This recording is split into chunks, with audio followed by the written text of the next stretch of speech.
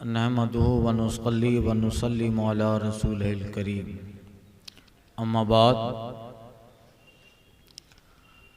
औज़ु बिल्लाहि मिनश शैतानिर रजीम। बिस्मिल्लाहिर रहमानिर रहीम। बाबुल कबाइर व अलामातिन निफाक। ये बयान है बड़े गुनाहों का और निफाक की अलामत निशानियों का। गुज़िश्ता बयानात जो गुजर चुके, उसमें किताबुल ईमान और उसी के तहत कुछ बाब आए, अबवाब आए। उन्हीं में से एक बाब बाबुल कबाइर व अलामातिन निफाक। ये बाब है बड़े गुनाहों का और निफाक की अलामतों का। यानी साहिब किताब, साहिब मिशकात इस बाब में वो हदीसें बयान करेंगे जिन हदीसों में रसूलुल्लाह सल्लल्लाहु अलैहि वसल्लम ने ये निशानदही फरमाई है कि कौन सा गुनाह गुनाह कबीरा बड़ा गुनाह है या जिसका वबाल बड़ा है, और कौन सा गुनाह सगीरा है। और अलामातुन निफाक, निफाक की अलामतें। जो निफाक, साहिब निफाक होता है उसको मुनाफिक कहते हैं। तो पहले समझ लें कि गुनाह कबीरा क्या है। गुनाह कबीरा वो गुनाह है जिसकी ममानियत, जिसको न करना दलील कतई यानी कुरान से साबित, जिसको न करने पर कुरान ने हुक्म दिया हो कि नहीं करना। जैसे जना, चोरी, किसी का नाहक कत्ल, सूद, वला ताकुलु रिबा, सूद मत खाओ।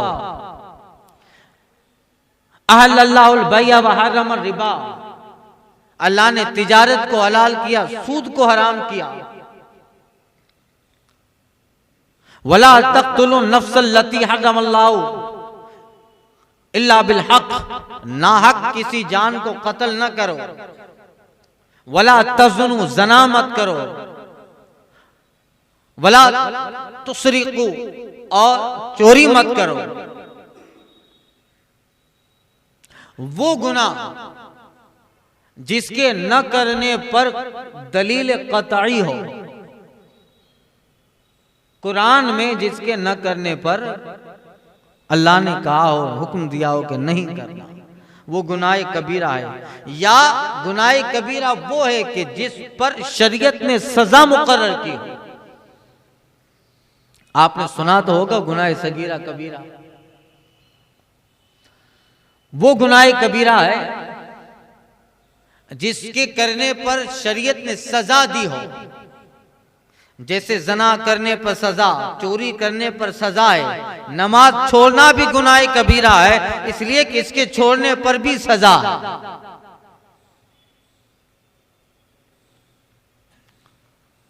अब ये सब गुनाह कबीरा है। या उलमा कहते हैं कि एक ऐसी बात, ऐसा काम जिससे दीन की तौहीन, मजहब की तौहीन होती हो, वो गुनाह कबीरा है। या बाज़ उलमा कहते हैं कि हर गुनाह छोटे गुनाह के मुकाबले में कबीरा है। एक गुनाह है तो उसके मुकाबले में उससे छोटा होगा कोई गुनाह, तो ये कबीरा हुआ। या उलमा कहते हैं कि हर वो गुनाह, चाहे वो छोटा ही क्यों ना हो, छोटा ही क्यों ना हो, मगर उसको बार बार किया जाए तो वो कबीरा हो जाए। कसरत, हमेशगी, उस पे मुदावमत इख्तियार की जाए, बार बार उसको किया जाए तो वो गुनाह कबीरा हो जाता है। तो ये गुनाह है कबीरे, कबाइर गुनाह। अब सुनिए, उसके तहत फिर निफाक की अलामत उसका भी बयान आगे हदीस आएगी तो अर्ज करता हूं। उसके तहत एक हदीस सुनिए अब्दुल्ला बिन मसूद से, पहली फसल बाबुल कबाइर, उसकी पहली फसल।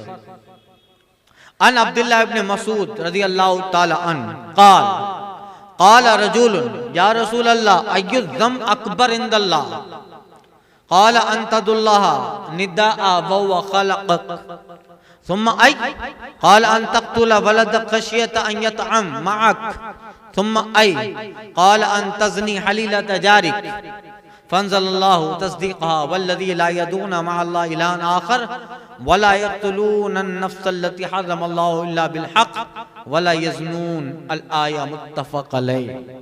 यह हदीस मुत्तफ़क़ है, यानी बुखारी और मुस्लिम दोनों में है। हर हदीस के बाद कुछ हदीसें जो होती हैं मिशकात शरीफ में, उसमें हर हदीस जब खत्म होती है तो साहिब किताब लिखते हैं मुत्तफ़क़ अलैह।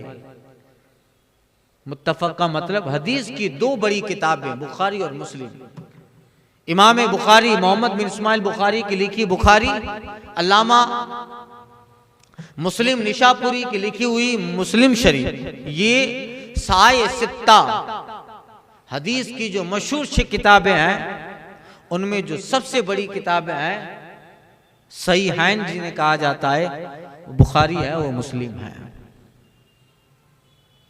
तो इन दोनों किताबों में जो हदीस हो वो मुत्तफ़क़ अलैह, यानी दोनों का इस पे इत्तिफाक है। इमाम बुखारी इमाम मुस्लिम दोनों का इस पे इत्तिफाक है, दोनों ने इसको अपनी किताब में नकल किया है। उसका वजन बढ़ जाता है। या कोई हदीस दोनों में होती है मगर कुछ लफ्जों का फर्क होता है, मफहूम एक होता है मगर लफ्ज का फर्क होता है, तो फिर वो या मुत्तफ़क़ अलैह नहीं लिखते।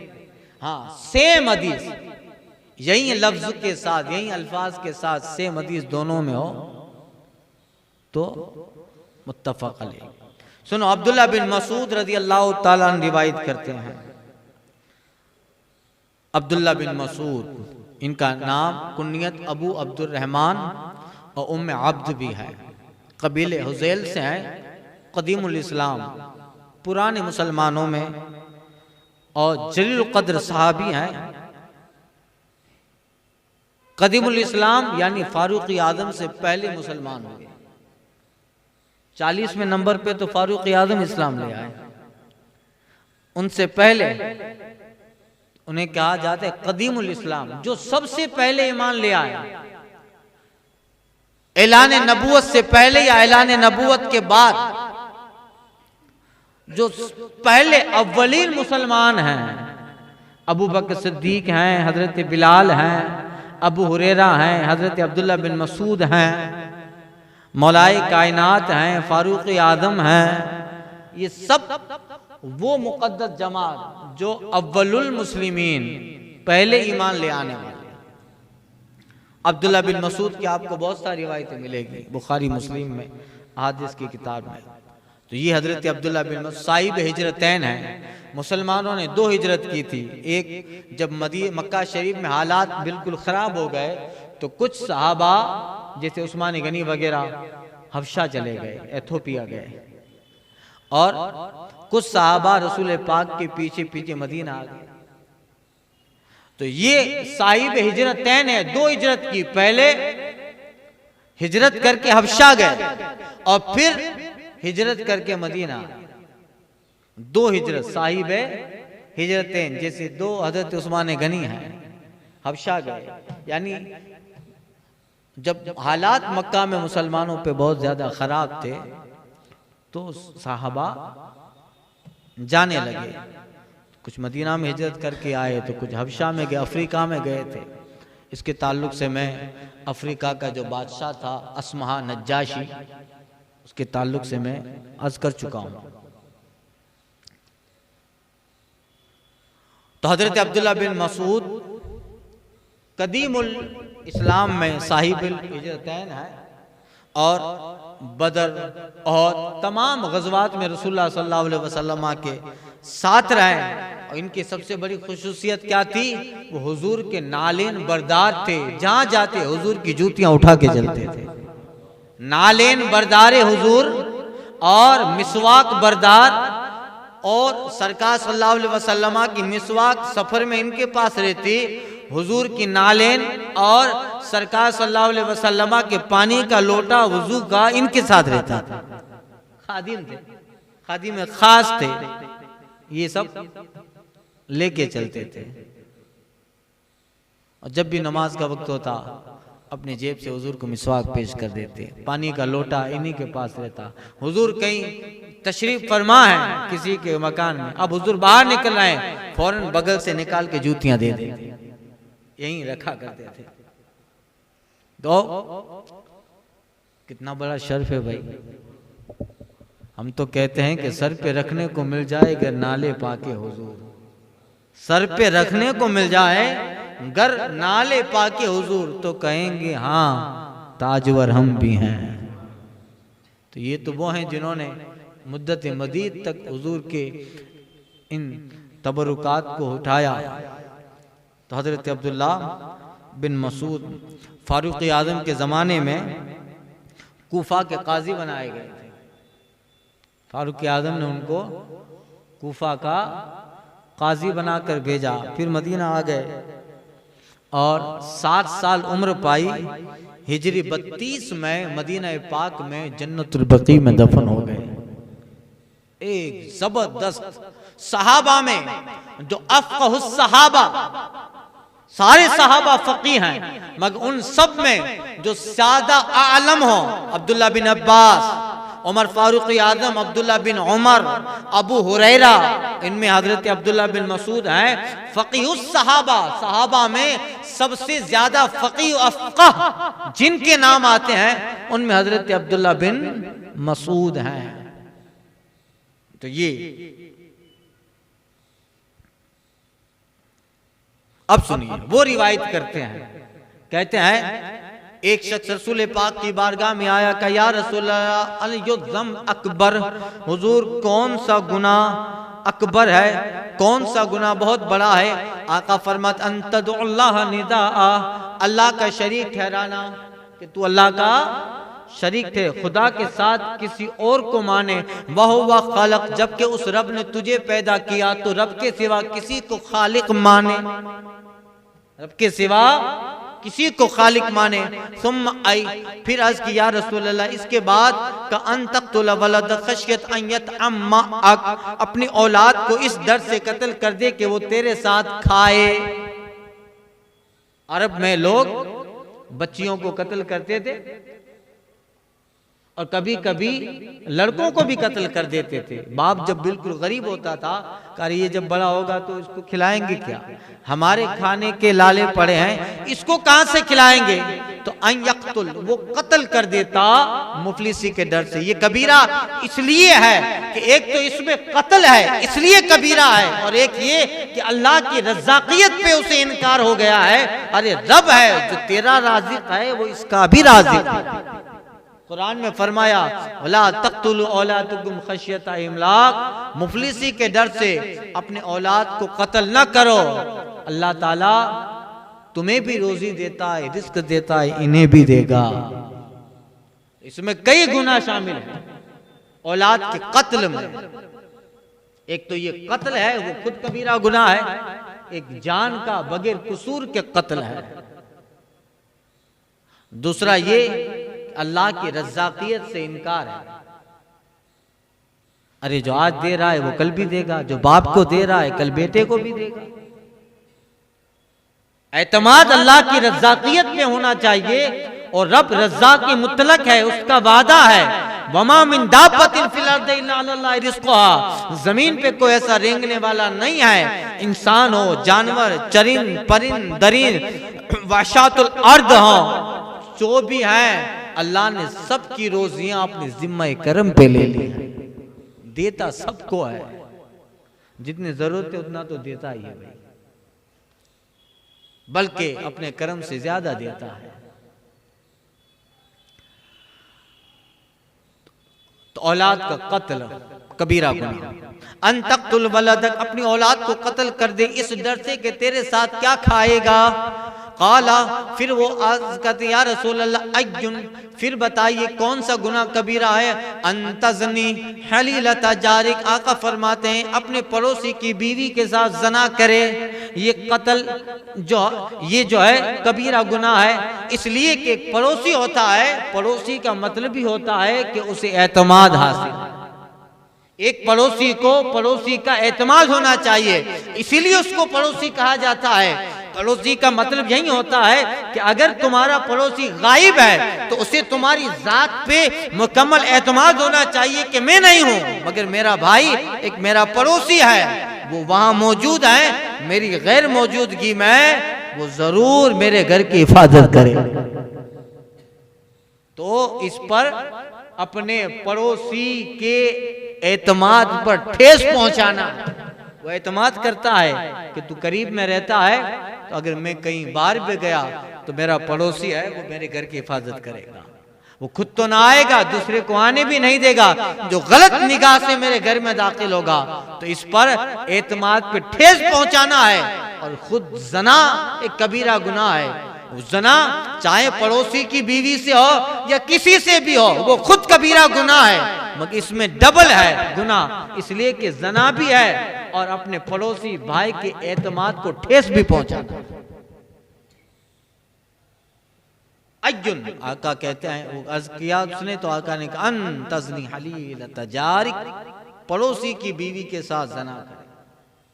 अब करीब में रहते हैं तो आंखें मिलती हैं, करीब में रहते हैं आंखें मिलती हैं, यही वो वक्त होता है जब तुम्हारा ईमान आजमाया जाता है, हमारा सब्र आजमाया जाता है, हमारी पाक दामनी आजमाई जाती है। और जो बंदा इस तरह कामिलुल ईमान और साबिर होता है कि अपने भाई की गैर मौजूदगी में उसके मोहल्ले करीब रहने वाले के घर की खवातीन की इज्जत और आबरू अगर महफूज रह जाती है तो यकीन जानी अल्लाह ताला उसे उसका डबल सवाब देता है।